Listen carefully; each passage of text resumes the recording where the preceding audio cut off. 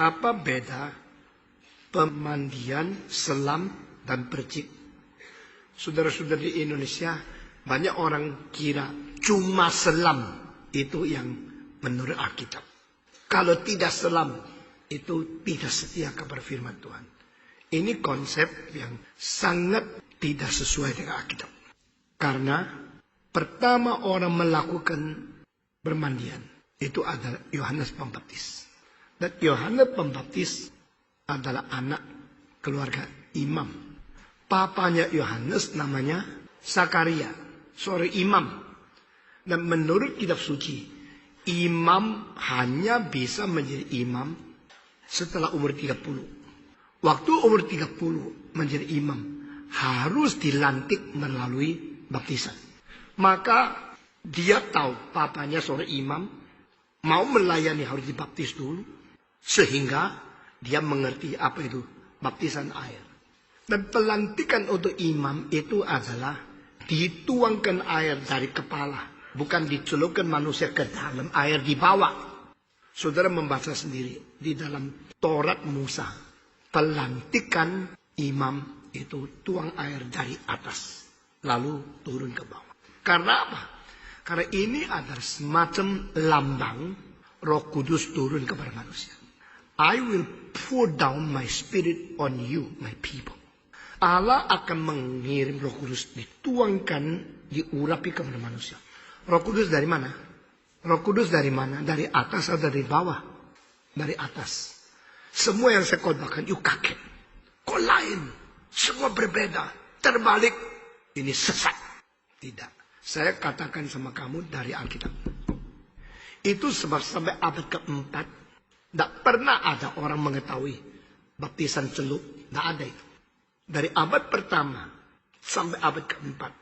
Sampai Augustinus. Dia memberikan tulisan teologinya.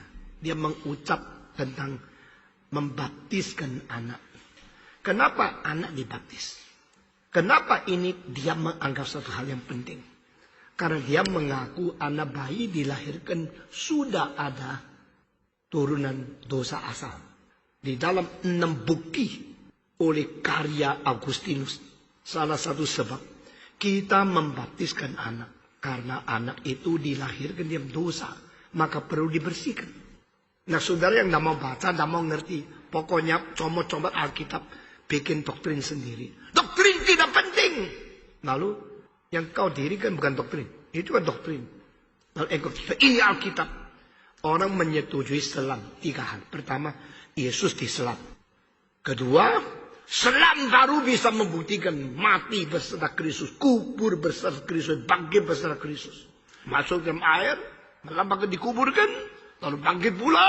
Melambangkan keluar dari kematian. Bukankah ini Alkitab? Saya tahu. Itu dari 4 Injil. Mengatakan Yesus keluar dari air. Berarti selam dong. Lalu sesuai dengan kematian kebangkitan Yesus. Selam dong. Dikuburkan dan bangkit. Ketiga, istilah baptizo di dalam bahasa Greka itu artinya selam. Makanya orang mengatakan harus Islam. Baru sesuai Alkitab. 3-tiganya salah. Kenapa? Pertama, Yesus keluar dari air. Itu adalah mereka berdiri di dalam sungai Yordan. Lalu keluar dari air. Tidak berarti kepalanya keluar dari air. Jadi kamu tafsirkan ayat itu dengan bayangan. Mereka sudah masuk, maka keluar. Masuk itu seluruhnya, keluar, kepalanya keluar. Nah dia katakan kok. Kenapa harus di sungai Yordan? Karena ratusan ribu orang mau dibaptis. Tidak ada air cukup. Mereka ke situ. Air Yordan, apakah air yang dalam sekali? Tidak. Air Yordan itu kadang-kadang kitanya cuma sampai 30 cm. Ada yang lebih cuma 61 meter. Bukan air Yordan yang kau bayangkan seperti air Mahakam atau sungai Kapuas. Bukan. Itu sungai yang cetek. Sehingga seluruh orang celup di dalamnya. Itu tidak tentu harus mutlak. Keluar dari air. Berarti mereka keluar dari air. Tidak berarti kepalanya keluar dari air. Coba yuk baca ada kepala keluar dari air. Mentafsirkan Alkitab semau sendiri. Bahaya sekali. Kedua. Mereka disebut harus baptis karena kubur bersama Yesus. Bangkit besar Yesus. Mati, kubur, dan bangkit itu harus pakai celup. Saya tanya, Yesus orang Jawa atau orang Madura? Yesus orang Kungfu atau orang Hokkien? Yesus orang Cina atau orang Jepang? Orang Yahudi dikuburkan seluruh tubuh masuk ke dalam tanah. Tidak pernah. Mereka dibungkus dengan kemenyan, mur, dan orang kaya pakai obat-obat yang sangat mahal. Kira-kira 25 kilo. Obat-obat yang membungkus mayat lalu diikat dengan kain kira-kira kadang-kadang sampai 40 meter. Seluruh manusia yang sudah bungkus itu ditaruh di atas, bukan di bawah. Lalu lubang itu ditutup dengan batu. Masih ingat? Yesus ditaruh di dalam satu lubang, gua, ditutup dengan batu. Perlu orang mendorong. Tidak pernah dikuburkan ke bawah. Engkau bilang hanya selam, baru sesuai dengan Alkitab. Itu tafsiranmu. Lu kira Yesus orang Jawa. Dia orang Yahudi. Cara kuburannya lain. Maka orang kira hebat. Tuhan berkata kepada saya, inilah firman Tuhan, ini kebenaran. Rupamu ngomong dewe. Ketika istilah baptiso, betul lah kamu belajar. Gerika dengan baik. Saya kasih tahu, semua pendeta karismatik tidak belajar. Semua ngawur. Dan semua berani. Roh Kudus bekerja dengan saya. Istilah baptiso memang bisa diartikan celup. Tetapi paling sedikit di perjanjian baru. 17 kali istilah baptiso. Tidak celup. Maka jangan mutlakkan apa yang kau kata itu benar. Pasti benar. Dengar pendeta yang lebih tua. Lalu turunkan sini. Lalu bikin sekolah teologi. Yang tidak ada ilmu sesungguhnya. Semau sendiri. Yohanes Pembaptis berkata, aku membaptiskan engkau dengan air. Yang datang belakanganku, dia akan membaptiskan engkau dengan Roh Kudus. Berarti, saya cuma pakai air. Nggak bisa membersihkan kamu. Ini cuma lambang. Air nggak bisa membersihkan dosa. Karena air itu dicipta. Orang yang mau dibersihkan itu orang juga dicipta. Saya dicipta. Manusia yang dicipta. Pakai air yang dicipta. Untuk membersihkan orang yang dicipta. Tidak bisa. Tapi kalau Yesus yang membersihkan bisa nggak? Karena Yesus tidak diciptakan. Yesus membersihkan yang dicipta. Yang tidak dicipta. Yaitu Allah. Membersihkan yang dicipta. Yaitu manusia. Bisa nggak? Bisa. Lalu dia pakai apa membersihkan? Pakai sabun. Pakai rinso. Pakai bensin. Pakai apa? Pakai Roh Kudus. Jadi. Aku hanya membaptiskan engkau dengan air. Tapi dia yang akan datang. Dia yang di belakangan saya. Kelihatan belakangan saya. Karena saya lebih tua setengah tahun. Tetapi sebenarnya Yesus sama Yohanes Pembaptis siapa dulu? Sebenarnya siapa dulu? Yesus dong. Yesus kan sebelum dunia dicipta sudah adalah Allah yang mencipta. Kelihatan seperti Yohanes lebih tua. Sebenarnya Yesus sebelum dunia dicipta sudah ada Allah. Ya toh? Jadi yang belakangan dari saya menjadi yang dahulu dari saya. Karena memang dia lebih dahulu dari saya. Dia akan membaptiskan engkau dengan apa? Roh Kudus. Saya cuma pakai air. Yang penting pakai Roh Kudus. Baptisan Roh Kudus. Nah, waktu dia pakai Roh Kudus di bawah atau di atas? Roh Kudus turun dari atas bukan? Roh Kudus turun dari atas. Jadi Roh Kudus bukan seperti kolam. Kamu injak ke dalam dia. Tidak. Orang yang celupkan masuk ke dalam air dulu. Lalu dibersihkan di dalam air.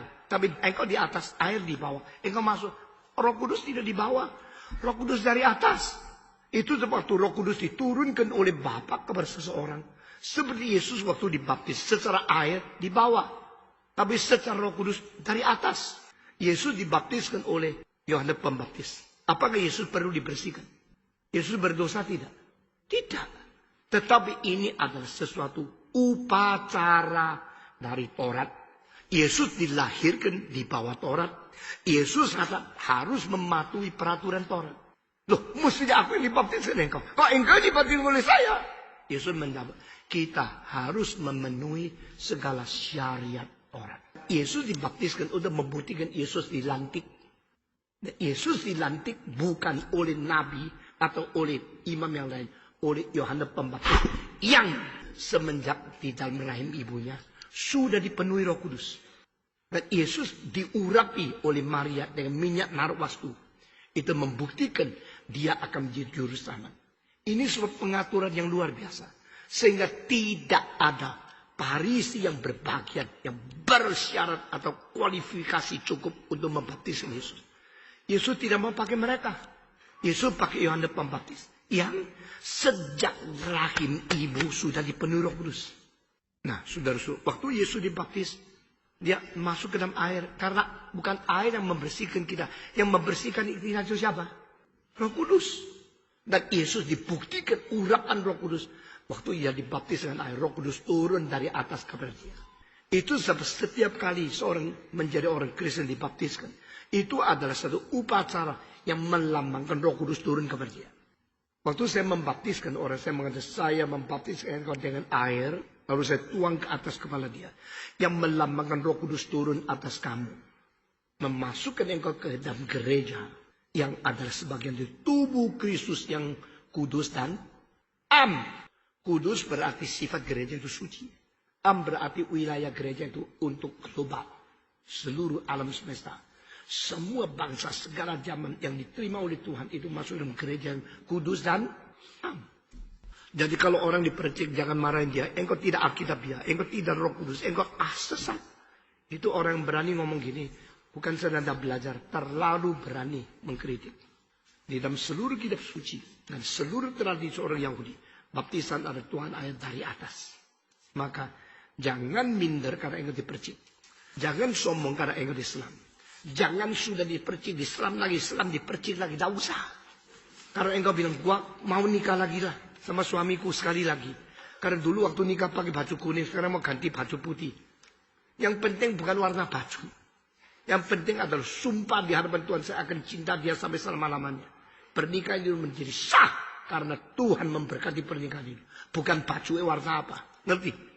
Jadi kalau sudah dipercik ya sudah. Tidak usah celup-celupan lagi. Nanti influenza. Yang sudah dicelup ya sudah. Tidak usah dipercik lagi. Karena engkau pada waktunya itu ngertinya seperti itu. Sekarang engkau dengar saya ada pengertian perubahan. Tidak apa-apa. Yang penting dibaptis dalam nama Allah. Bapa, Allah, Anak, Allah, Roh Kudus. Allah Tritunggal itu namanya dan kuasanya tidak berubah. Yang penting bukan caranya, bukan upacaranya, bukan modelnya, bukan fenomenanya. Yang penting substansi. In the name of God the Father, the Son, and the Holy Spirit. Itu tidak boleh berubah. Maka tidak usah dibaptiskan lagi.